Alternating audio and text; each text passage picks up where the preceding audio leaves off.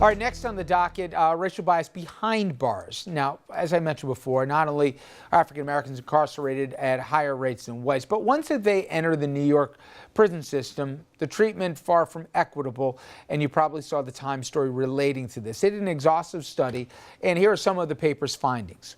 Blacks and Latinos disciplined at higher rates than whites, in some cases twice as often. And at Clinton, that's a prison near the Canadian border, where only one of the 998 guards is African American, black inmates were nearly 4 times as likely to be sent to isolation as whites, and they were held there for an average of 125 days compared to 90 for their white counterparts. Times also looked at the disparity when it comes to parole, and here's what it found. Quote, black men going before the parole board are at a marked disadvantage. Fewer than 1 in 6 black or Hispanic men was released at his first hearing compared to 1 in 4 white men.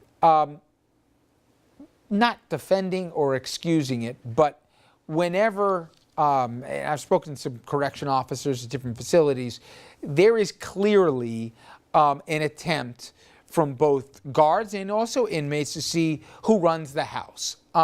The guards try and make it clear from the beginning, from intake and whatever else, that you no longer are in charge of this. And whatever the dominant population is that are there, they try and do it. And they don't do it with nice words or nice treatment, it seems. To me, the more stunning thing from when you read the story was, that's one thing, I'm not excusing it, but I understand the rationale. But when they're going before parole boards, the difference in terms of, for the same crimes and for the same behavior, reportedly behind bars, meaning not one had great citations for behavior and the other one didn't. It seems to be more than just a one-off or two. There seems to be a pattern. You don't think this is imagined? Well, you generally don't get appointed to a parole board to parole lots of people. You know, you get appointed there to be able to cover yourself, and a lot of those people have political aspirations, so they're looking to move on to other appointments. Sometimes you don't want to be known as soft on crime. Absolutely not.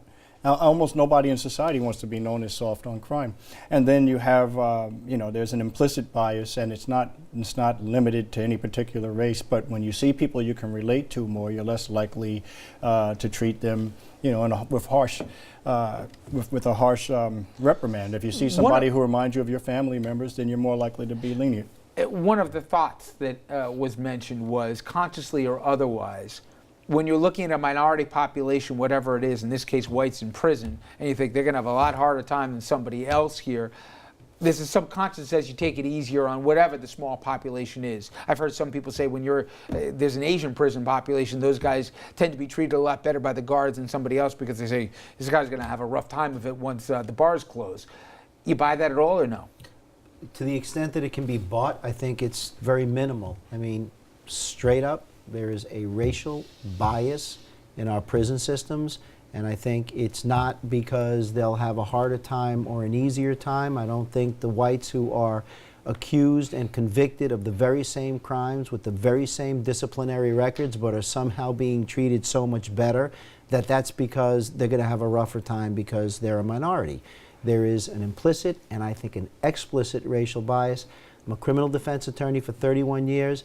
I have had clients go in and out, come in, talk to me, they stay in contact with me, and I hear it from their mouths. It is no joke up there when you get up there. Many of them feel that they're in Nazi Germany. I mean, it's an us and them, the belief between guards and the inmates, to a multiple that nobody can appreciate unless you're behind those bars. And you're behind walls that nobody can hear or see. You're not in the street where we have the video cameras and all of that. And in no defense, Doug, you hear the guards say, we're unarmed, we're there, we're outnumbered in many cases, 10 to 100 to 1 or whatever the math is. You can't allow any perception of weakness or it could be fatal. But then you see some of the stuff that's going on right here.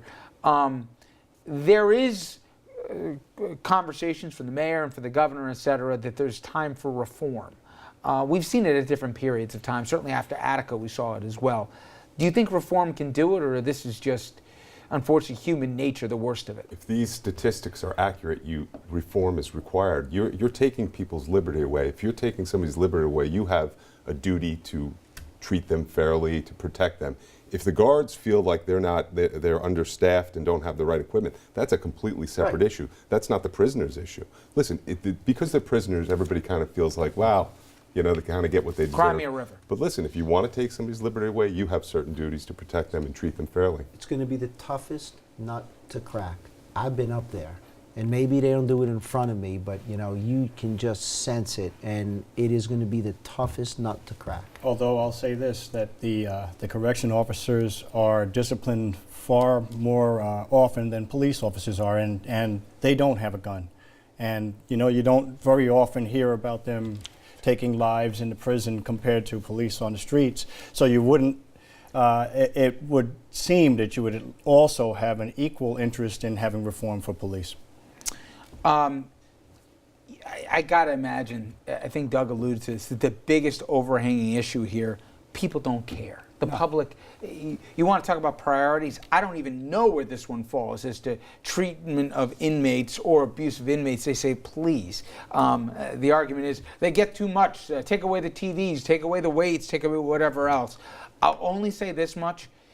If you want, and more than 90% of these guys come home, That's right. if you don't want these guys coming back as loading weapons and to reoffend here, the best thing you do is try and normalize them as best as possible. I know rehabilitation is like a punchline when you talk about prison, but I've seen it with education and whatever. It is possible.